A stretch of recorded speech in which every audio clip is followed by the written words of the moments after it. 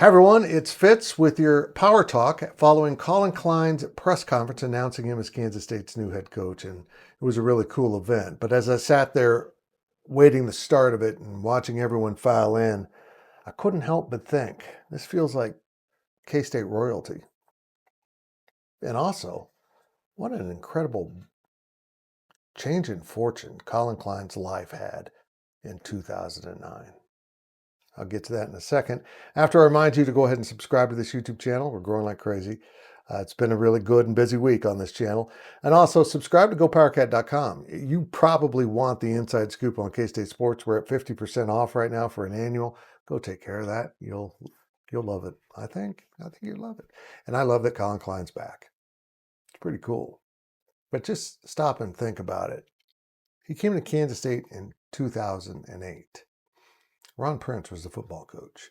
Yes, one of the greatest players in K-State football history, and now the new head coach was recruited by Ron Prince. But Ron was gone after a year, thankfully, and in came Bill Snyder for his second tenure. What a change in fortune for Collin Klein. It was at that moment everything about his future changed, and young Collin Klein had no idea. First step was Bill Snyder moved him to quarterback. He saw a quarterback there where other people didn't. And he was a really good one. Unconventional in many ways, but his leadership, his determination, his competitiveness all came through playing quarterback. And he led Kansas State to a Big 12 championship in 2012. Got third in the Heisman voting, which will be the topic of my Saturday daily delivery, reflecting on that fiasco. And now, after playing at Kansas State, coaching at Kansas State, leaving briefly for Northern Iowa, coming back to Kansas State, then serving as offensive coordinator for 2 years for Chris Klein.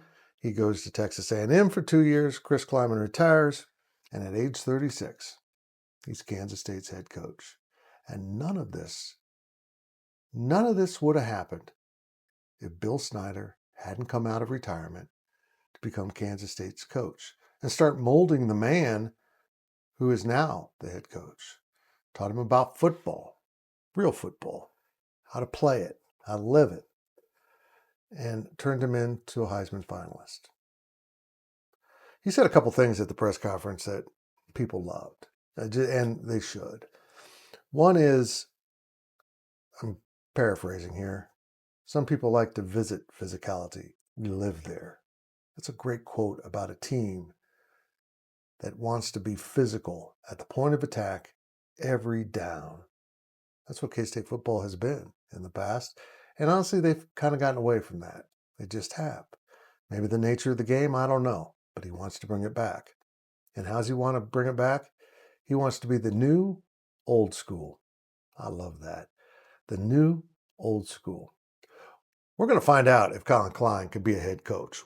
Nobody knows. He's a very good coordinator. He's an incredibly bright mind. He's a football, he's brilliant at football. And I think we've seen the results of that with Texas A&M and their offense and how the Aggies are in the playoffs. Collin will finish up his duties with A&M as offensive coordinator and see them through the playoffs, maybe winning a national championship in the process.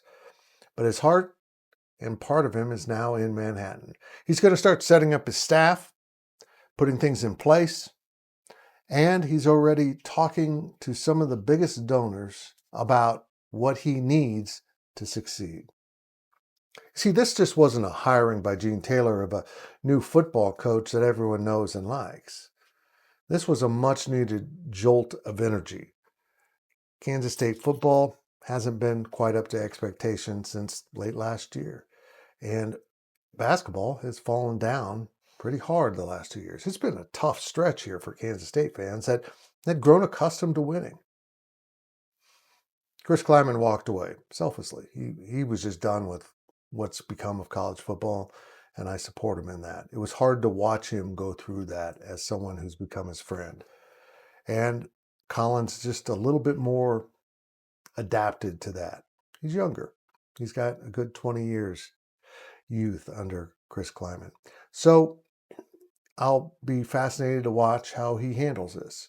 But he knows one thing. The $14 million or whatever the figure is, $16 million, so maybe that's it, that Kansas State will have for its revenue sharing portion for football, it's not enough. He knows it, and everyone else knows it. He thinks to probably get to where he wants to go, he needs $25 million.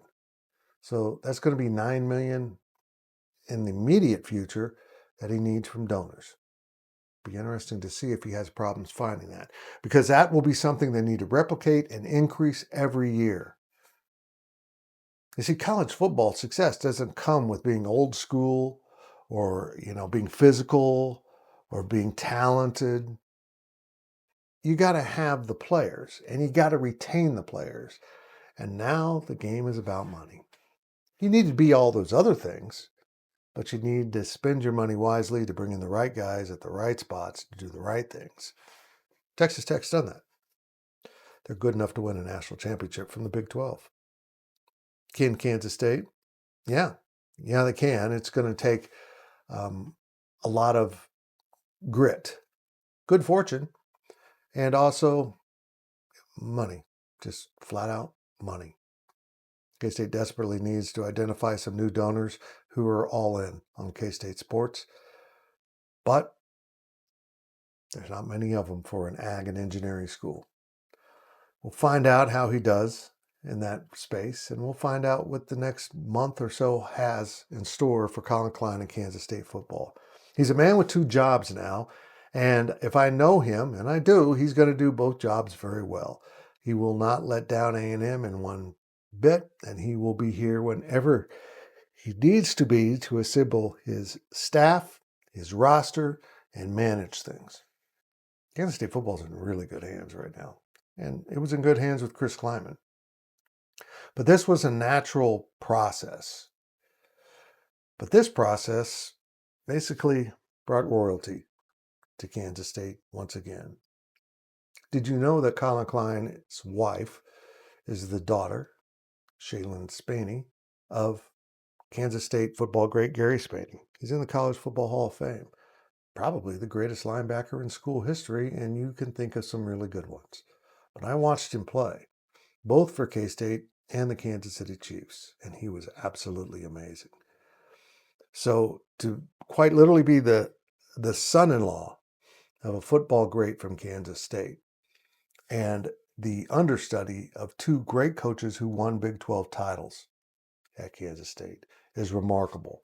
It is absolutely incredible that this has been his life. And now he and Shaylin return to Manhattan with their 4 children to start a new life as head coach. At 36, he could be here a while. It's not common now in coaching, but Collin seems to like this place. Seems to be where he feels most grounded. And the path that was chosen for him led right back to here. It brought him here. It changed his life. It sent him into the world. And he's back. It's quite a story. Quite a story. Collin Klein, head coach of Kansas State. We'll be on top of it at Go Powercat. Come on along for the ride. 50% off.